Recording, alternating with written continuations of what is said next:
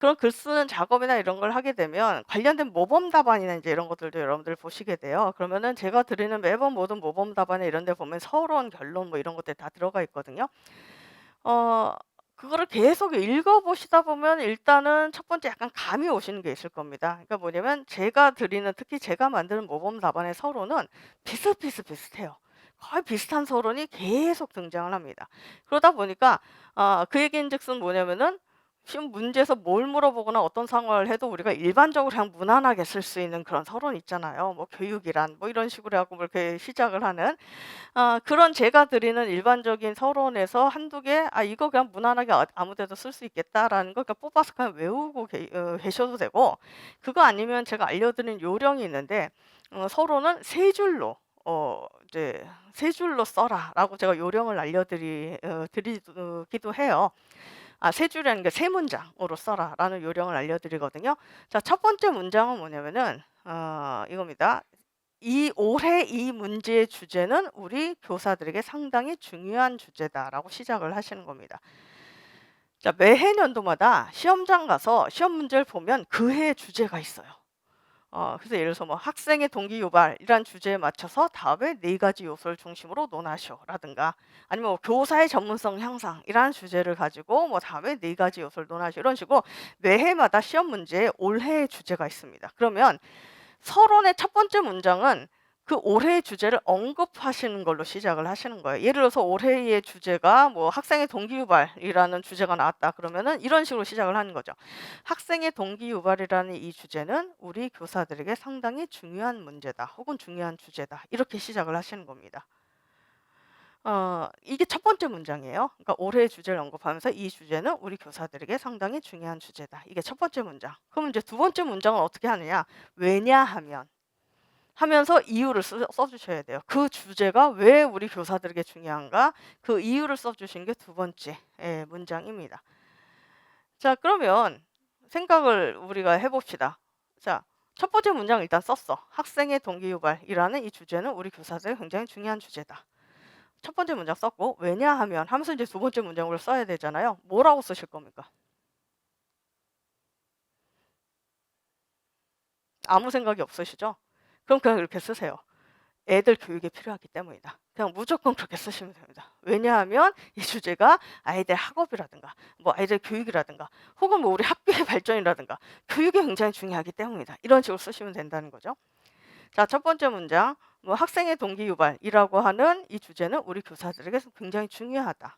두 번째 문장 "왜냐하면 어떻게 동기 유발하는가에 따라서, 교사가 어떻게 동기 유발하는가에 따라 아이들의 뭐 학업의 결과가 달라질 수 있기 때문이다. 혹은 뭐 교육의 결과가 달라질 수 있기 때문이다." 이런 식으로 이 주제를 교사가 어떻게 다루느냐에 따라서 교육이 영향을 받을 수가 있다. 혹은 아이들 교육에 많이 도움이 될 수가 있다. 이런 식으로 두 번째 문장. 그러니까 생각 안 나면 무조건 "이게 교육에 도움이 된다." 이렇게 쓰시면 됩니다.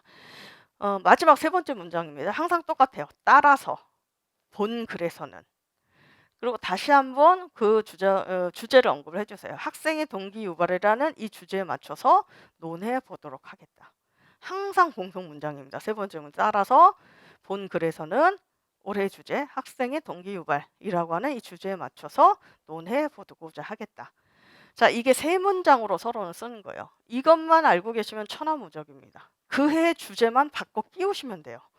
동기유발이면 동기유발, 올해의 주제가 교사의 전문성 신장은 전문성 신장 뭐 이런 식으로 해서 그해 주제만 바꿔 쓰시면 끼우시면 됩니다. 이게 제가 알려드린 요령이에요. 자, 그러면은 약간 걱정이 생기죠. 그럼 선생님, 이 요령을 저만 알고 있는 게 아닌데, 왜냐면 제 수업을 듣는 모든 수험생들이 다 알고 있을 거 아닙니까? 많은 학생들이 똑같이 이 요령으로 쓸 텐데, 그러면은 내가 채점관이라고 생각을 해 봐도 교육과정 평가에서 채점을 하다 보면 똑같은 서론을 많이 보게 될 거 아닙니까? 그러면은 당연히 이 채점관들이 똑같은 서론이 이렇게 많이 나온다는 거는 뭔가 얘네들이 요령을 가지고 뭐 외워서 썼구나라는 걸 아는 거고, 이렇게 알게 되면 좀 위험하지 않을까요, 선생님? 이게 오히려 감점 요소가 되거나 위험하지 않을까요? 라고 물어보시는 분들이 있는데 그렇지 않습니다. 위험하지 않아요. 실제 채점하셨던 분도 그런 말씀하시더라고요. 실제로 가서 채점을 해 보면 정말 똑같은 서론을 많이 본대요. 그럼 그분들도 다 임용고사를 보신 분들이기 때문에 눈치를 채시는 거죠. '아 이게 노량진은 어떤 선생님이 이렇게 쓰라고 알려줬나 보다.' 그렇지 않고서야 많은 학생들이 똑같은 서론이 나올 수가 없잖아요. 자기네들도 다 안답니다. 눈치를 챈대요. 그런데 뭐라고 말씀하셨냐. 하지만 그럼에도 불구하고 만약에 내가 다시 임용을 내가 시험을 본다 하면 나도 그냥 그 서론을 쓰겠다. 그러시더라고요. 왜? 전혀 채점에는 영향을 주지 않기 때문에. 똑같은 서론이 나왔다고 해서 인정을 안 하거나 감점 이런 게 없다는 겁니다. 이거 뭐냐? 아까 말했지만 서론을 어떻게 쓰냐 결론 어떻게 쓰냐 이건 체계 점수로 들어간다고 했잖아요. 체계는요. 말 그대로 내용으로 채점하는 게 아니에요. 형식으로 채점을 하는 겁니다. 이 얘긴즉슨 무슨 얘기냐? 서론 안에 어떤 내용이 들어갔는가 내용으로 한 게 아니라 그냥 서론을 2줄 이상 채워서 형식적으로 썼냐 안 썼냐 이것만 체크를 하고 그냥 점수를 주는 거 안 깎는 거라는 거죠. 그렇기 때문에 사실 디테일하게 그렇게 내용을 보질 않아요. 서론의 내용을 읽어보면서 이게 정말 타당하고 뭐 제대로 뭐 주제에 맞춰서 썼냐 아니냐 이게 아니라 안 읽어본 경우도 태반이랍니다. 서론. 그냥 이렇게 쓱 보면서 '아 앞에 한 3줄 썼네. 서론이네.' 그러니까 체크만 하고 그러고 그냥 지나가는. 그럼 생각을 해 보세요. 읽어보지도 않는 경우가 태반인데 그걸 왜 내가 창의적으로 씁니까? 그거 괜히 창의적으로 물론 간혹가다 글 쓰는데 소질이 있으신 분들은 자기는 그냥 이렇게 그 '서론 쓰는 거 어렵지 않다.' 그냥 딱 문장만 보면 팍팍팍 생각이 난대요. 그때에 맞춰서 막 창의적인 서론이 막 이렇게 생각이 나 가지고 저는 뭐 서론이나 쓰는 거 이런 거 전혀 뭐 막힌 것도 없고 뭐 스트레스도 안 받고 어렵지 않습니다. 뭐 이런 분들도 계세요. 그럼 그런 분들 그냥 그렇게 쓰시면 되고 근데 인제 일반적으로 이 글 쓰는 거에 두려움을 갖고 계시는 분들이 있거든요. 전공에 따라서 또 이렇게 글 쓰는 작업하는 거리가 먼 전공생분들도 있지 않습니까? 그래서 선생님 차라리 저는 본론을 쓰겠는데요. 왜냐하면 본론은 그 해 문제에서 물어본 걸 그냥 답으로만 쫙 쓰면 되거든요.